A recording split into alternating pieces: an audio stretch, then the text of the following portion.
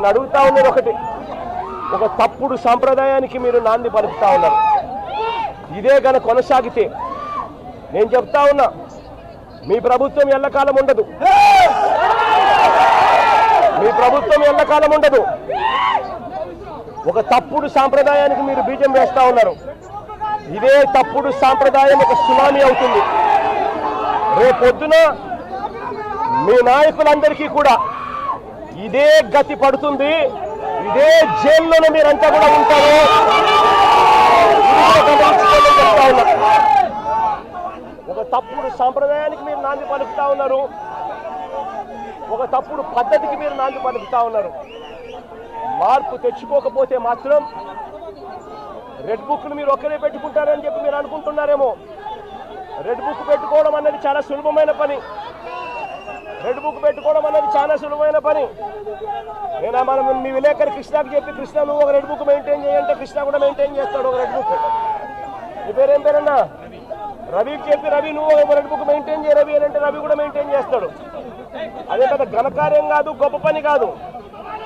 ఆ తర్వాత red book లో పెట్టిన పేర్లన్నీ తీసుకొని వాళ్ళని ఇరికించడము, వాళ్ళ ఇళ్లను ధ్వంసం చేయడము, వాళ్ళ ఆస్తులను ధ్వంసం చేయడము, వాళ్ళ మీద దొంగ కేసులు పెట్టడము, ఇదే ఒక పరిపాలన కింద రాజ్యాధికారం చేయడం మొదలు పెడితే మాత్రం రాజ్యాధికారం ఎలా ఉంటుంది అని అంటే ఇప్పుడు చంద్రబాబు నాయుడు గారి పాలన ఎలా ఉందో అలా ఉంటుంది. చంద్రబాబు నాయుడు గారి ప్రభుత్వం వచ్చి 3-4 నెలలు కూడా కాయిపోల. ఈ 3-4 నెలల్లో చంద్రబాబు నాయుడు గారి పరిపాలన ఎంత దారుణంగా ఉంది అని అంటే నిజంగా నాకు ఆశ్చర్యం కలిగించే విషయాలు, ఆశ్చర్యం కలిగించే విషయాలు కనిపిస్తాయి.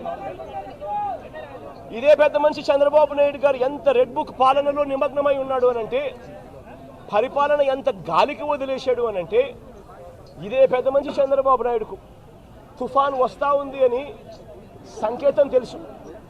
బుధవారం నాడే తుఫాను, శుక్రవారం సాయంత్రం నుంచి తుఫాను రాబోతా ఉంది, భారీ స్థాయిలో వర్షాలు పడతాయి, అతి భారీ వర్షాలు కురుస్తాయి శుక్రవారం సాయంత్రం నుంచి అని తనకు అలర్ట్ వచ్చింది బుధవారం నాడే.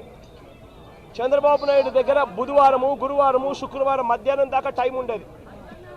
కానీ చంద్రబాబు నాయుడు గారు అనే వ్యక్తి ఎంతగా ఈ మనిషి రెడ్ బుక్ పాలన మీద ధ్యాస పెడతా ఉన్నాడో తప్ప ప్రజల మీద, ప్రజల అగసాట్ల మీద ధ్యాస పెట్టడం లేదన్న దానికి ఇదే నిదర్శనం. 2.5 రోజు టైం ఉన్నా కూడా, బుధవారము, గురువారము, శుక్రవారం మధ్యాహ్నం దాకా టైం ఉన్నా కూడా చంద్రబాబు నాయుడు గాలికి వదిలేశాడు ప్రజలను. తాను అదే రోజే, బుధవారం రోజే, అలర్ట్ వచ్చిన రోజే తాను రివ్యూ మీటింగ్ తీసుకొని ఉంటే డ్యాములన్నీ ఒకవైపున నిండి ఉన్నాయి అనే సంగతి తనకు తెలుసు. పై రాష్ట్రాల నుంచి, మహారాష్ట్ర నుంచి, కర్ణాటక నుంచి, తెలంగాణ నుంచి నీళ్లు వస్తున్నాయని సంగతి తెలుసు. మాన్సూన్ వల్ల అటు పై రాష్ట్రాల నుంచి వరదలు వస్తూ ఉన్నాయనే సంగతి తెలుసు. మన రాష్ట్రంలో కూడా తుఫాన్ రాబోతా ఉంది అనే సంగతి కూడా తెలుసు. మరి అలాంటప్పుడు చంద్రబాబు నాయుడు ఏం చేయాలి? బుధవారం రోజు రివ్యూ తీసుకొని రెవెన్యూ సెక్రటరీని, చీఫ్ సెక్రటరీని, ఇరిగేషన్ సెక్రటరీని, హోమ్ సెక్రటరీని వీళ్ళందరినీ కూడా పిలిచే కార్యక్రమం చేయాలి. వీళ్ళందరితో రివ్యూ తీసుకుంటే వీళ్ళందరూ ఆ తర్వాత కలెక్టర్లతో వెళ్ళి కలెక్టర్లతో వీళ్ళంతా కూడా చేయాల్సిన పనులు చేస్తారు. ఇరిగేషన్ సెక్రటరీ ఉన్న డ్యాములను ఖాళీ చేయిస్తాడు.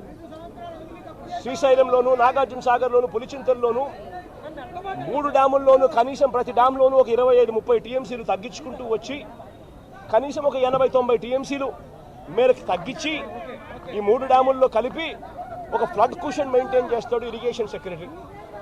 దానివల్ల పైనుంచి వచ్చే నీళ్లను, ఇతర రాష్ట్రాల నుంచి వచ్చే నీళ్లను ఈ ఫ్లడ్ కుషన్ ఉంది కాబట్టి నీళ్లను అక్కడే ఆపిడొచ్చు.